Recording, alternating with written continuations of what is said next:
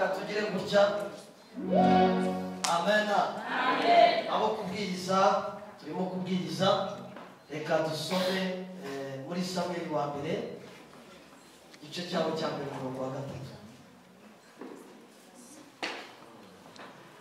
Samweli wa mbere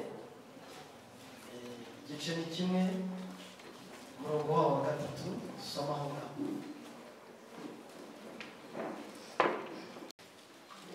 Ibice byabo igice cya mbere umurongo. Usome mu izina rya Yesu. Amen.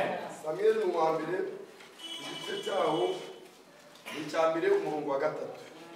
Haranditse ngo uwo mugabo yajyaga ava mu mudugudu w'iwabo uko umwaka utashye akajya i Shilo gusenga no gutambira Uwiteka Nyiringabo ibitambo, kandi bene Eli bombi Ofuni na Finehasi abatambyi b'Uwiteka niho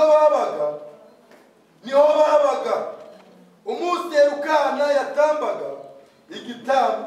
Amen. Imana iduhumugisha. Yesu nashimwe cyane.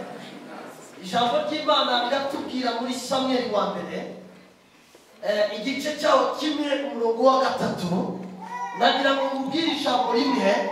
Uyu mwaka ugiye kurangira, ariko umwaka ugiye kuza Imana ikuremere Samweli wawe. Haleluya. Amen. Birashoboka ko Penina yakubabaje igihe kinini. Birashoboka ko Penina hari amagambo yavuze kuri wowe yaragusebeje, bakuvuze menshi, bagusebeje menshi, bakuvuze byinshi, ariko muri uyu mwaka wa 2025 Imana ikuremere Samweli wawe. Haleluya. Jambo ry'Imana rirambwira ngo uko umwaka wabagutashye, uko umwaka wabagurangiye, ngo umugabo ngo yazamukaga ngo akajya i Shilo agiye gushima Imana ku mirimo Imana yamukoreye, agiye kubwira Imana ngo Mana hari icyo wakoze ku buzima bwanjye, nari ngiye guhura n'urupfu ariko Mana urantabara, nahuye n'ibikomeye Mana unkura mu bikomeye, none Mana ndagushimye. Akongera agakora ikindi kintu cya kabiri, ngo yatangaga igitambo. Haleluya. Iki gitambo yatambaga yashimaga Imana ku byo Imana yakoze, akavuga ati Mana ntabwo naje imbokobogo gusa, hari icyo nakuzaniye, nagira ngo nawe ngutangarize.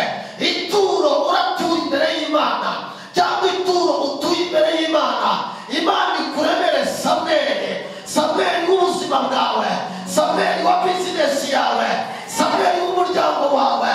Samweli bisobanuye iki? Samweli bisobanuye ko ahari igisuzuguriro Imana izana icyubahiro, Imana igukura